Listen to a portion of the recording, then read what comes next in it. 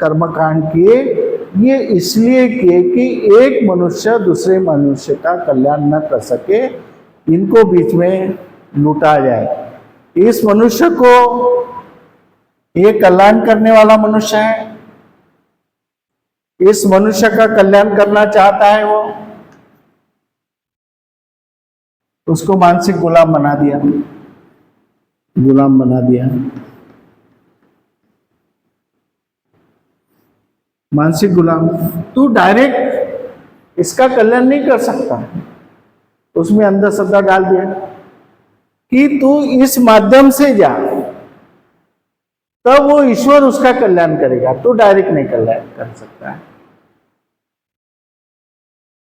और हमारे इसमें तुम डायरेक्ट किसी का भी कल्याण कर सकते हो, इनडायरेक्ट जाने की जरूरत नहीं है। तुम मेरी मदद कर सकते हो डायरेक्ट, पूजा करके कल्याण बंदे जी की तबीयत अच्छी रहना चाहिए, ईश्वर परमेश्वर हाथ जोड़ के। अरे वो ईश्वर परमेश्वर किसी की तबीयत सही या फिर ठीक कैसा कर सकता है? नहीं कर सकता है। तो ये बात हमें समझ में आने को होना, और ये बाबा साहब अम्बेडकर की बात अगर हम समझ जाते हैं तो हर विहार में इंसान के मनोवृत्ति का प्रशिक्षण होता है। हर इंसान को व्यवहार कैसा करना एक इंसान से, इसका प्रशिक्षण होता है।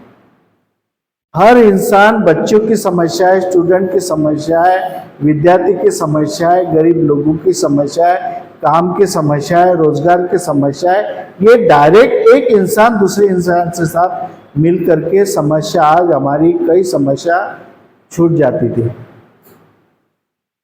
कई समस्या छूट जाती थी।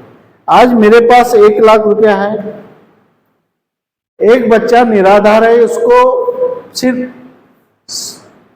1000 रुपये की आवश्यकता है, लेकिन हमारा मानव का कांटेक्ट नहीं है, तो ये तड़प रहा है 1000 के लिए, और मैं 1000 रुपया देने के लिए तैयार हूं क्योंकि मेरे पास 1 लाख रुपया, लेकिन हमारे व्यवहार साथ में नहीं है। हमें वो सिखाया नहीं गया कि लोगों की समस्या कैसे दूर किया जाए, लोगों की क्या समस्या है, कहाँ।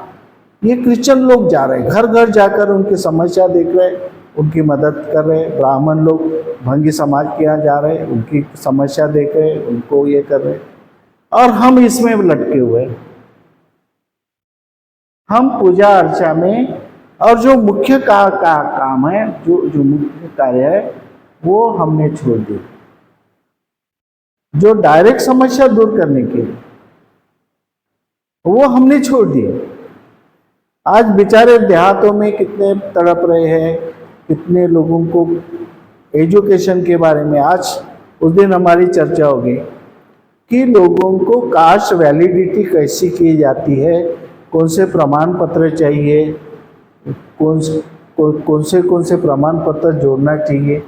ये संविधान हमारा है, रूल्स रेगुलेशन हमने बनाए, लेकिन हमारे लोगों को पता नहीं कि कास्ट वैलिडिटी में कौन से कागज पत्र जोड़ना पड़ता है। हमारे लोगों को मालूम नहीं आधार कार्ड कैसे बनाया जाता है, हमारे लोगों को मालूम नहीं कि अपनी घर की समस्या कैसे छुड़ाए जाते हैं।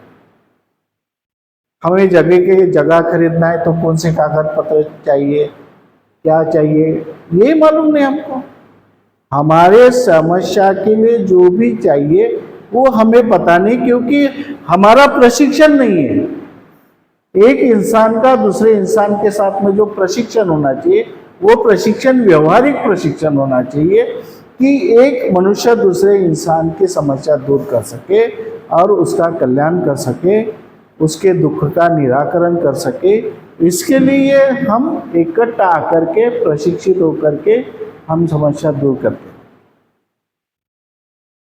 आज वो लोगों ने पूरा कब्जा कर लिया। अभी देखो, अभी अपनी जो बुद्ध महाबोधि महाविहार, उसकी समस्या क्या है?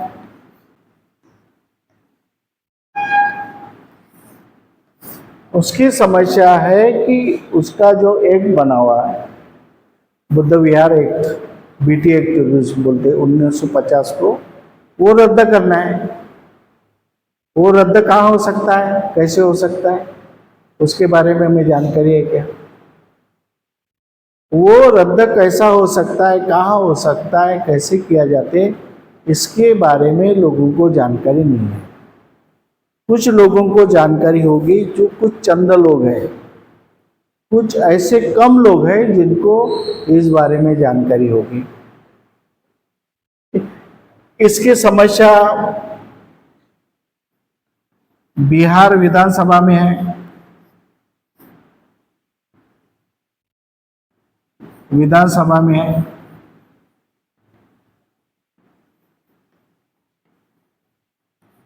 इसका समस्या का निराकरण लोकसभा में है।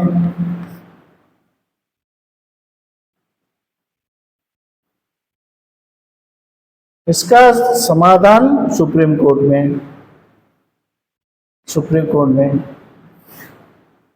इसका समाधान 3 जगह पे है। बिहार विधानसभा में, बिहार विधानसभा में अगर ठराव पारित कर दिए उन्होंने कि ये एक्ट है, बौद्धों का मंदिर विहार है, बौद्धों को देना चाहिए, पास कर दिए, हो गया। पास करके सेंट्रल में भेज दिए, सेंटर की मंजूरी मिल जाती, क्योंकि विधानसभा में ठराव पास होने के बाद में तो विधानसभा में 1-2 सदस्य छोड़ करके बाकी सभी सदस्य हमारे विरोध में, ब्राह्मण के फेवर में। यहाँ पे हो नहीं सकता, लोकसभा में हो सकता है। लोकसभा में डायरेक्ट ठराव लेकर के नहीं, उनका बौद्धों का विहार है, बौद्धों को मिलना चाहिए, बिहार को लेटर दे देते, राष्ट्रपति के सिग्नेचर ले देते, एक कानून बनाते थे, जीआर निकालते, उसको रद्द करके उसको ये दे देते। लोकसभा में कोई 2-3 लोग बोले, उसके बाद में कोई उसका विरोध है, पूरे लोकसभा में विरोध है। अब सुप्रीम कोर्ट में है, सुप्रीम कोर्ट में लड़ाई कौन कर रहा है? सुप्रीम कोर्ट में लड़ाई कौन कर रहा है? वकील लोग कर रहे हैं, वकील लड़ाई कर रहे हैं वहां पे, एडवोकेट सुप्रीम कोर्ट के। हम वहां जा सकते, अपनी बात रख सकते। और ये सुप्रीम कोर्ट के वकील आज ऐसे वकील है बड़े बड़े कि एक पेशी के 10-10, 20-20 लाख रुपए लेते हैं, 20-20, 50-50 लाख लेते हैं, और पूरा सेटिंग करके वो केस जिता के देते हैं। तो हमारा पैसा कहाँ लगना चाहिए? इनको देना चाहिए। जाओ बड़े बड़े वकील लगाओ और ये सुप्रीम कोर्ट में केस, क्योंकि तुम यहां भी नहीं जीत सकते, यहां भी नहीं जीत सकते, और तुम बोलते कि हम रैली निकालेंगे तो इससे प्रभाव पड़ेगा। रैली तुम्हारी कौन गिन रहा है? तुम्हारी रैली कितनी रहती? ज्यादा से ज्यादा 50,000। 50,000 को आरएसए या बाकी हमारे विरोधक है, वो क्या मान रहे हैं तुम्हारे? 50,000 में 10 लाख की रैली निकालो, तुमको कौन पूछ रहा है? क्योंकि प्रश्न यहाँ पे है, बिहार और लोकसभा में, यहाँ पे तुम्हारी रैली में प्रश्न नहीं है, और प्रश्न है सुप्रीम कोर्ट में। अब पैसा इसको जा रहा है, वकील को जा रहा पैसा। वकील को पैसा कौन दे रहा है? वकील को पैसा कौन दे रहा है? बताओ। हाँ, बनते सुरेश हसाई वकील को पैसे दे रहे हैं, और हम पैसे किसको दे रहे हैं? जो रैली निकालते हैं, इसको करोड़ों रुपए दे रहे हैं। अब वो वहाँ ठीक है, वहाँ महाबोधि विहार में आंदोलन किया, भूख, उनको खाना नहीं मिलता था, रहने को पेंडाल था, ये था, वो खाने को खर्चा था, तो हमने कई पैसे, करोड़ों रुपए भेज दिए। उतना खर्चा नहीं लगता था, खाने के लिए उतना खर्चा नहीं लगता था, लेकिन हमारे लोगों ने करोड़ों रुपए भेजे, और उस करोड़ों रुपए के वजह से उनमें महाबोधि महाविहार का आंदोलन अलग रहा, पैसे के लिए उनमें झगड़ा हुआ। उनका आंदोलन किसमें, पैसे में आंदोलन हो गया उनका। आंदोलन पैसे के लिए हो गया। अच्छा ठीक है, अभी वहां कोई है ही नहीं, वहां 50 लोग भी नहीं है बेचारे, कई किराए के कोली में रहते, कहीं वहां जा, वहां कोई भी नहीं है। अब ये लोग रैली निकाल रहे हैं, रैली से इनका क्या संबंध है तुम्हारा रैली से? लेकिन पैसा किसको मिल रहा है? जो रैली निकाल रहे हैं उसको करोड़ों रुपए मिल रहा है। आज विनयाचार्य के पास में करोड़ों रुपए, ज्ञान ज्योति के पास में करोड़ों रुपए, वो किसको पैसे दे रहे हैं? उसको खाने के लिए लग रहे हैं क्या? जो गाड़ी के लिए लग रहे हैं क्या? लोग ही दे रहे हैं। ऊपर से उनका खर्चा भी लोग दे रहे, पैर भी छू रहे, पैसे भी दे रहे, लाखों रुपए भी दे रहे, लेकिन वो क्या कर रहे हैं? उनका पैसे का क्या मतलब है? वो उनका पैसा कहाँ खर्चा हो रहा है? क्या उनके पैसे कई महाबोधि महाविहार मुक्ति आंदोलन के लिए कई पैसा लग रहा है क्या उनका? क्योंकि हमें इसकी जानकारी नहीं है, हमारा प्रशिक्षण नहीं है, हमारा ट्रेनिंग नहीं। जाते पैसे देते लोग, अरे वो पैसा कहाँ जा रहा है, किसके पास जा रहा है, वो क्या कर रहा पैसे का? किसी ने पूछा उसको? क्यों प्रज्ञा नहीं होना चाहिए? दान पारमिता होना चाहिए, तो क्या प्रज्ञा पारमिता नहीं होना चाहिए? होना चाहिए कि नहीं? प्रज्ञा पारमिता के अनुसार तुम किसको पैसे दे रहे, वो पैसे का यूज क्या हो रहा है, पैसे कहाँ जा रहे, कैसे खर्चा हो रहे, पैसे का क्या कर रहा है कोई, ये प्रज्ञा होना हमारा होना चाहिए। बुद्ध धर्म में प्रज्ञा को महत्व है। इतना अंधा अंधा कानून चल रहा है, पूरे अंधेपन में लोग, और जो भी आए महाराष्ट्र को लूट को लेके ही जाता है, जो भी आता है महाराष्ट्र को लूट के लेके जाता है। तो महाराष्ट्र में घूम रहे वो लोग। उन्होंने मोर्चा कहाँ पे करना चाहिए? सुप्रीम कोर्ट दिल्ली में है, दिल्ली में उन्होंने अपनी ताकत खर्चा करना चाहिए ताकि लोकसभा में उसका प्रभाव निर्माण। हाँ, वहां पे तो वहां पे अपनी लोक संख्या नहीं है, महाराष्ट्र में लोक संख्या है, तो महाराष्ट्र में घूम रहे, और महाराष्ट्र में पैसे ज्यादा मिलते तो यहाँ ही घूम रहे। और बिहार में 2022 के कास्ट सर्वे के अनुसार वहाँ पे बहुत की लोक संख्या नहीं। हमें आंदोलन कैसा करना चाहिए, क्या करना चाहिए, कहाँ पैसा देना चाहिए, किसको? आज ये भत्ती जी की तबीयत खराब है, सुप्रीम कोर्ट को 2018 से पैसे दे रहे हो, 2018 से हर महीने को 1 लाख रुपए देते हो, मुझे मालूम है। 1 लाख रुपए दिल्ली को भेजते हर महीने को, बनते सुरेश देसाई। आज उसका कोई नाम नहीं लेता, उसको कोई पैसे मांग रहे हैं वो किसी को, और ये भीख मंगे पैसे मांग रहे हैं, हमारे लोग करोड़ों रुपए दे रहे हैं उसको। कितना मूर्ख समाज है।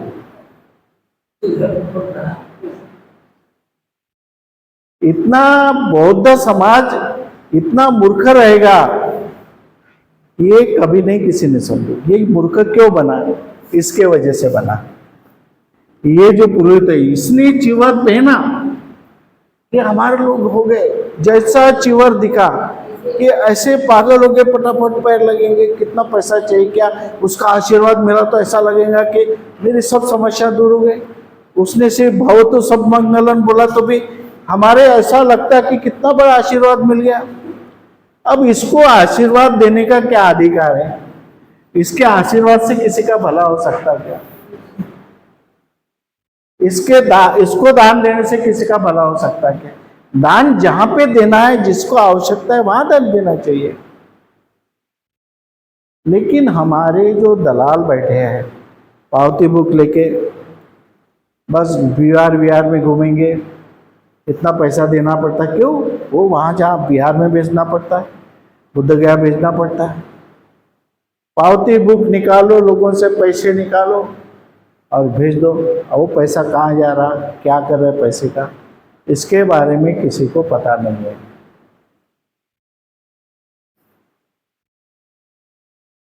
तो तो इसलिए जो है हम आज इसमें फंसे हुए हैं, निराधार सिद्धांत, निराधार बातें, अलौकिक चमत्कारिक में बातों में फंसे हुए हैं।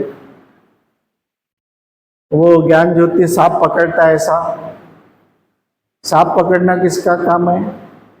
गारुडी का काम है, सर्पमित्र का काम है, भिक्षु का काम है। अब वो क्या है, उसमें दिव्य शक्ति है सांप पकड़ने को। अरे सादे लोग जो सर्पमित्र है वो कितने बड़े बड़े सांप पकड़ते, रोज दो तीन सांप पकड़ते, तो फिर उसके पैर छुओ तुम, सांप पकड़ने वाले, उसको देवता मानो। हम कैसे लोग हैं, क्या कर रहे हैं, कुछ समझ में नहीं आ रहा। कैसी परिस्थिति है, इतनी बिगड़ी हुई परिस्थिति है कि बाबा साहब का सपना मैं तो देखता हूँ मेरे आंखों के सामने चूर चूर हो रहा है। बाबा साहब ने इसका विरोध किया। बाबा साहब ने बोला कि एक मनुष्य दूसरे मनुष्य का डायरेक्ट कल्याण कर सकता है, इनकी सारी बातों की कोई जरूरत नहीं, कोई जरूरत नहीं है। लेकिन ये जो ब्राह्मणवादी लोग हैं या फिर बाबा साहब आम्बेडकर के विचारों के विरोधक है, इन्होंने ये सारा जाल बुना है। इस जाल में हम सब लोग पड़े हुए, इस जाल में पूरे फंसे हुए हैं हम लोग।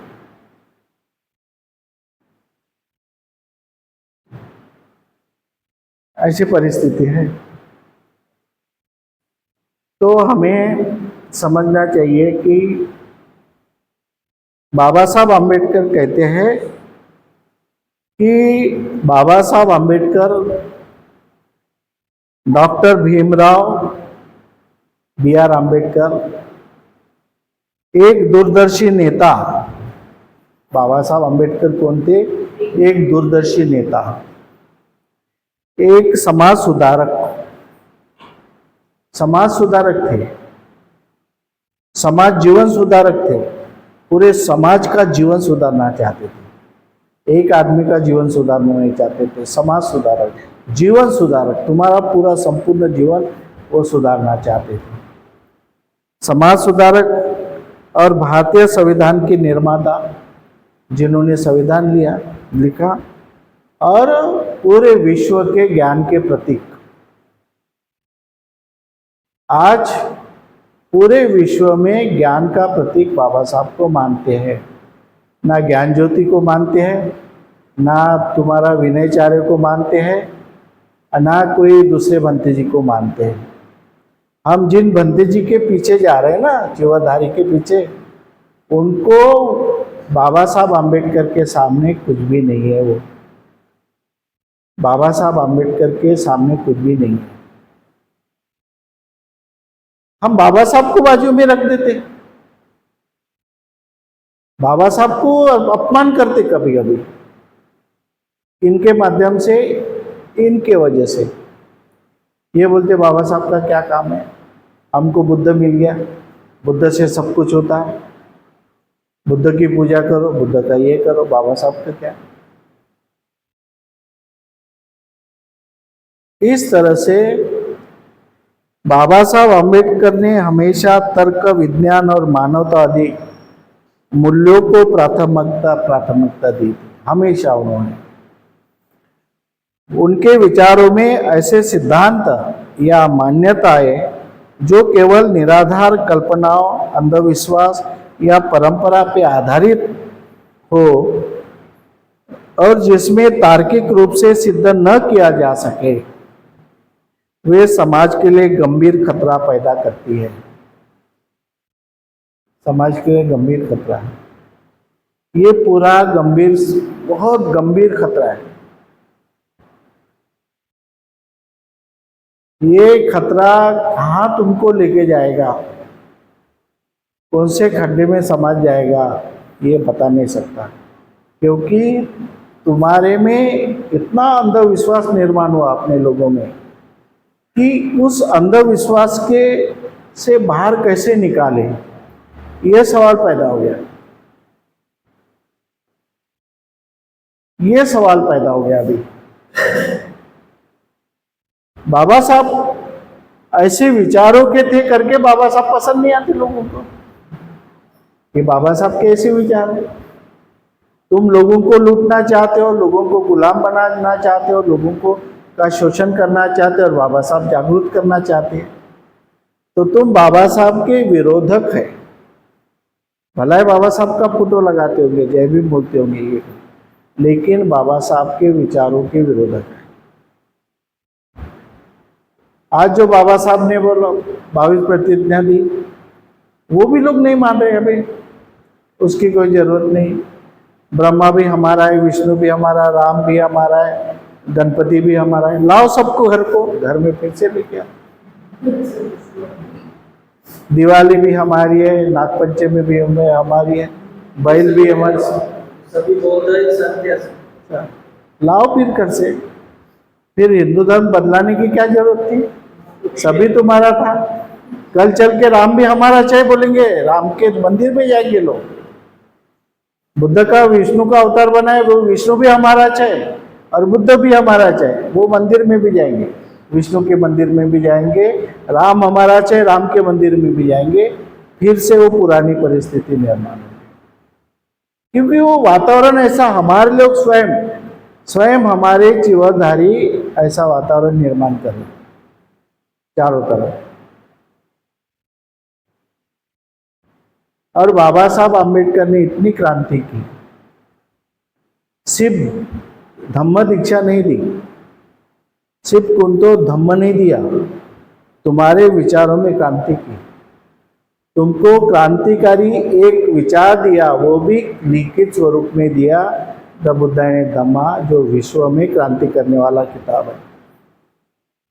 ऐसी धम्म क्रांति की, उसको बोलते कि उनका जो काम है, इतना धम्म क्रांति करने के बाद में, धम्म को गतिमान करने के बाद में भी लोग बोलते कि धम्म चक्र प्रवर्तन नहीं किया बाबा साहब ने। बाबा साहब ने दीक्षा दी। अरे बाबा साहब ने जो धम्म चक्र गतिमान किया, वो विश्व में किसी ने नहीं किया। लेकिन हमारे पाली भाषा के पंडित लोग क्या बोलते कि बाबा साहब ने सिर्फ धम्म दीक्षा दी, धम्म चक्र प्रवर्तन नहीं किया।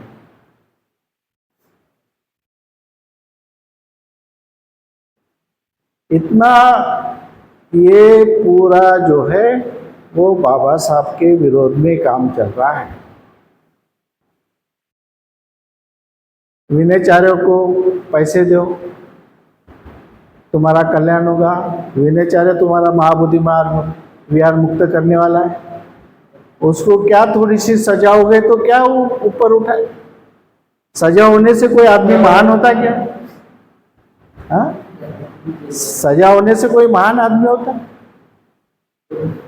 उसको सजा क्या हो गई, थोड़ा सा जेल में क्या गया, उसको ऐसा ऊपर उठा, ऐसा ऊपर जो भगवान बन गया। क्या वो महाबोधि महाविहार मुक्त कर सकता है? उसमें हिम्मत है? ऐसे जगह में हम फंस जाते हैं।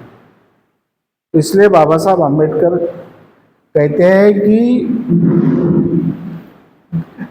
गंभीर खतरा पैदा कर सकता है ये जो हम है क्षमता, हम विचार नहीं करते।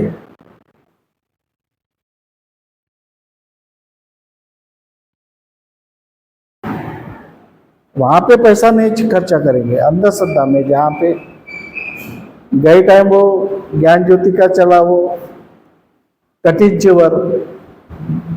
चिवर सीने के लिए 10,000 5,000 लोग दे रहे। और तुम एक धागा सीने से, चिवर सीने से कोई पुण्यवान, कोई पाप है या कोई ये नहीं बनता। बाबा साहब आम्बेडकर क्या कहते हैं कि एक मनुष्य ने दूसरे मनुष्य के डायरेक्ट समस्या दूर करो, समस्या के कारण ढूंढो और लोगों को सहकार्य करो। व्यवहार कैसा करना इसका प्रशिक्षण लो, समस्या लोगों की कैसे दूर करना चाहिए उनका प्रशिक्षण लो। आज हमारे पास कोई प्रशिक्षण नहीं है।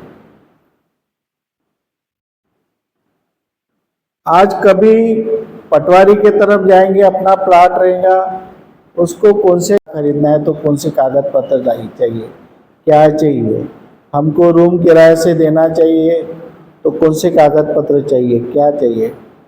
हमें जो जरूरतमंद, जो समस्या की बातें हैं वो हमको पता ही नहीं। उसको संविधान में क्या कलम लिखी है, हमारे बारे में क्या लिखा है, हमको सतर्क करने के लिए क्या दिया, वो हमको मालूम ही नहीं।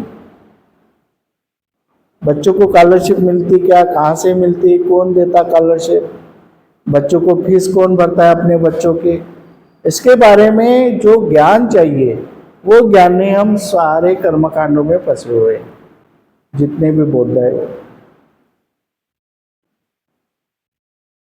ये समस्या है। बाबा साहब का मानना था कि जो सिद्धांत किसी वास्तविक प्रमाण, अनुभव या वैज्ञानिक सत्यापन के बिना केवल कल्पना की उड़ान होते हैं, वो समाज में भ्रम और अज्ञानता फैलाते हैं। ऐसे कई सिद्धांत हैं जो आज ऐसे सिद्धांत बताए जा रहे हैं जो काल्पनिक है। पूरा उन्होंने जो खेल किया वो पूरे काल्पनिक है, क्योंकि सत्य जांच न सके।